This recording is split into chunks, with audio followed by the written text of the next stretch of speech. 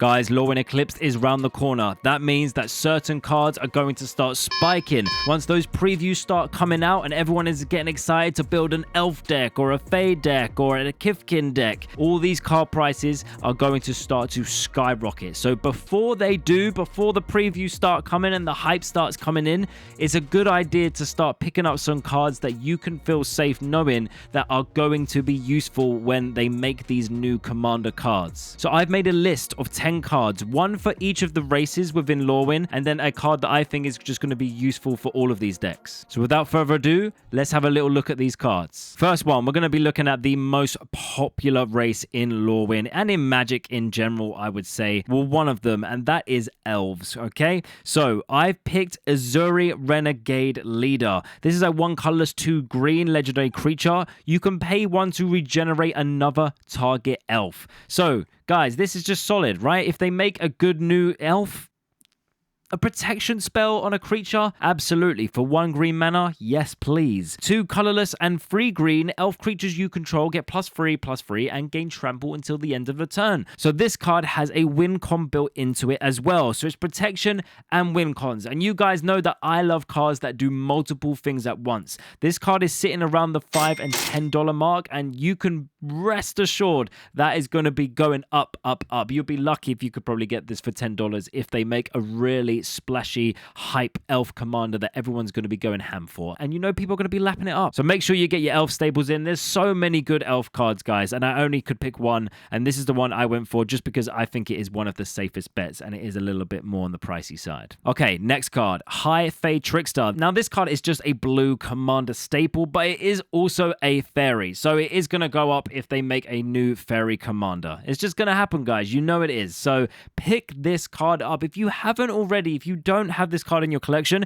and you play blue, what are you doing? That's what I'm asking myself, because I had 1 copy of this and I give it away to my sister. Now I am regretting it. So I need to pick up myself some copies of this card because this card is awesome, guys. It has flash, flying on a 4/2 body, and you may cast spells as though they had flash.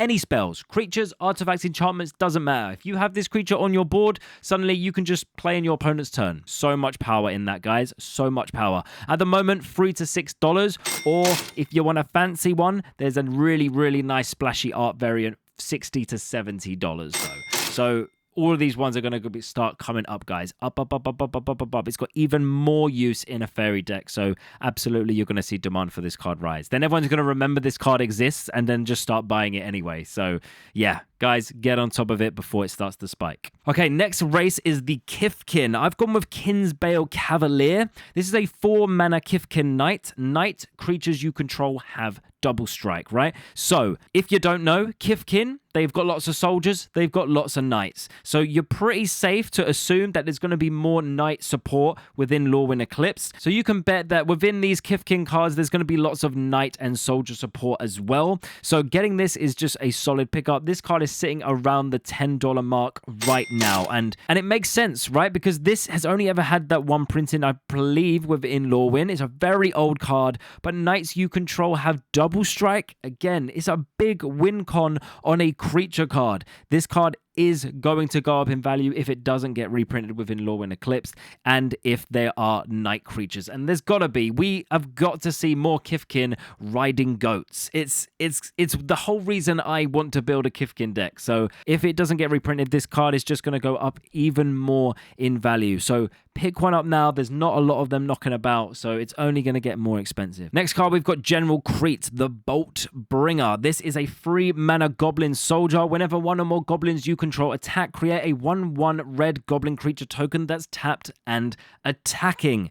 Whenever another creature you control enters, General Kreat the Boltbringer deals 1 damage to each opponent. Now, I think this card is quite pricey. One, because it doesn't just work in goblin decks, because even if you ignore that, I mean, the first ability works with itself as well, but also just having creatures enter and then pinging your opponent for damage. If you're playing a group slug deck, this is just a really, really nice card to have in there.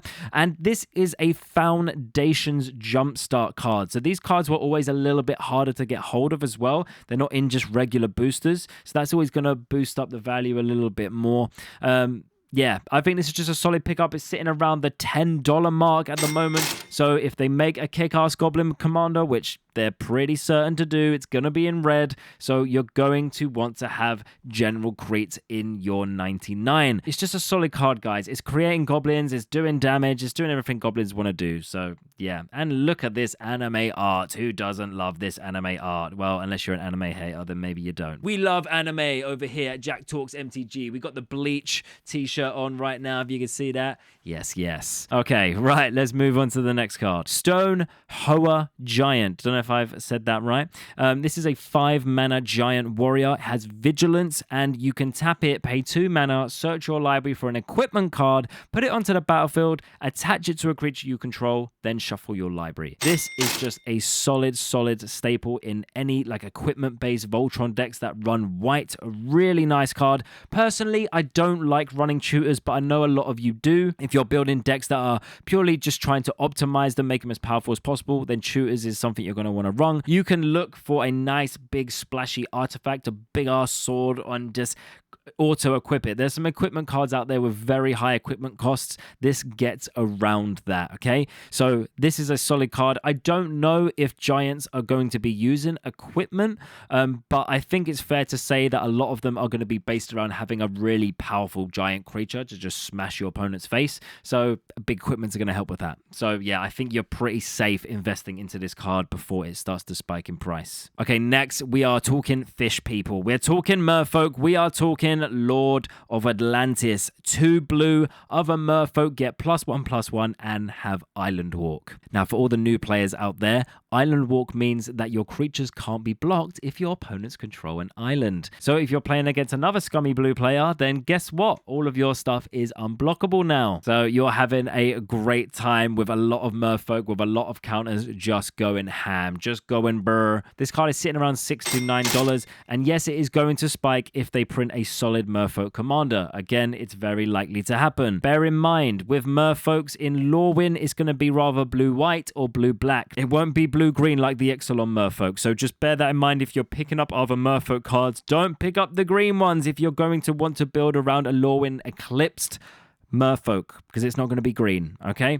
So bear that in mind. That's why Lord of Atlantis is a good pick, because it's just solid blue. It cares about merfolk. You know this is going to be a solid pick. Doesn't matter what that card is going to do. Okay, next we're talking shapeshifters, and I love these because they really just go in any creature type deck. I've chosen Glasspool Mimic, a shapeshifter rogue. You may have Glasspool Mimic enter the battlefield as a copy of a creature you control, except it's a shapeshifter rogue in addition to its other types. Brilliant card. And it's an MDFC, guys. It's an MDFC, so it can be a land as well. So if you want to take out one of your lands to put something a bit extra in, or if you want to increase your land count, put this in, replace it with something else, and you know, you're going to be hitting your land drops more, and who doesn't like hitting their land drops? As far as the card itself, entering as a copy of a creature you control is fantastic, especially if you've got creatures in your 99 that are not legendary creatures, but are like very big win cons. For me, in my pirate deck, I have Coercive Recruiter and Port Raiser, both just such big win cons in the deck. Having a second one, woo, yes, absolutely. Give me that every day of the week. So this is going to be a fantastic card for any creature type deck that is running blue. So in Lorwyn Eclipsed, it's going to be the merfolk, it's going to be the Fae, okay? I'm pretty sure the Kifkin are white-blue in Shadowmoor as well, so we could see white-blue Kifkin in Lorwyn Eclipsed. So yeah, this is just going to be a solid pick in any of those decks.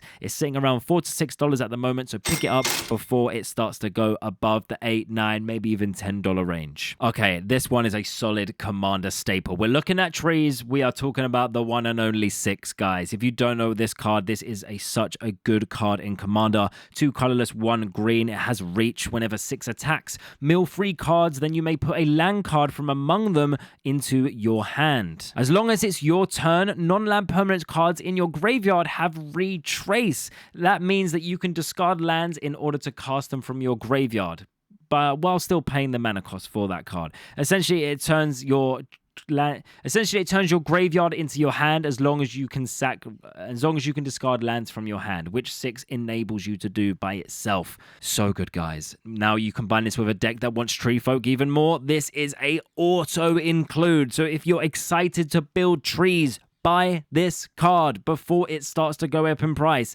At the moment, it's sitting around $6 to $13 if you want the fancy version. This came from Modern Horizons free. Modern Horizons free, so many really, really good cards. You'll see the next one, Modern Horizons free as well. So pick these up, guys, because people are going to remember that these exist thanks to the attention being brought back to these creature types. So even if people aren't building trees, they're going to realize this exists. They're going to buy up extra copies. It's going to bump that price up even more. Okay, the next card is a Flamekin card, an Elemental Ashling Flame Dancer, 2 colors, 2 red. Elemental Shaman, you don't lose unspent red mana as steps and phases end. Woo! Okay, Magecraft, whenever you cast or copy an instant or sorcery spell, discard a card, then draw a card. Okay, nice. If this is the second time this ability is resolved this turn, Ashling Flame Dancer deals 2 damage to each opponent, yes, and each creature they control. So it's also wiping out pesky little 1/1s as well. Then if it's the third time, you add 4 colorless mana, and remember, you're not gonna lose that mana if you don't use it. Guys, what a card, what a card. I'm gonna assume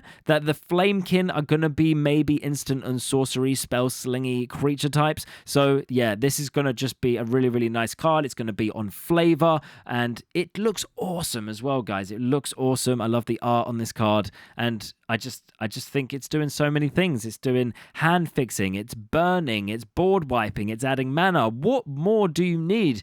Modern Horizons 3 really was a set that just had so many good cards in it. I mean, it was a shame that the packs were just so premiumly priced, but there were some good Commander cards in that set. There really, really, really was. So yeah, if you overlooked it like I did, go back, look at these cards. Ashling Flame Dancer, such a nice card. And if they bring out elemental support, if they make Flamekin like a creature tribal deck, then this is going to be a card that's going to be even more desirable. So pick it up before it starts to go above that $10 range. The last pick, guys. This is a pick that is going to be good in any creature tribal deck that you want to build. Whether you want to build the Kithkin, the Fae, the Merfolk, the Giants, the Trees, whatever it is, the Elves. I don't know if I've missed one. Whatever you want to build, this is the card you want in the deck. Free Tree City. Legendary land. As it enters, choose a creature type. Tap it to add 1 colorless, or tap and pay 2. Choose a color, add an amount of mana of that color equal to the number of creatures you control of the chosen type.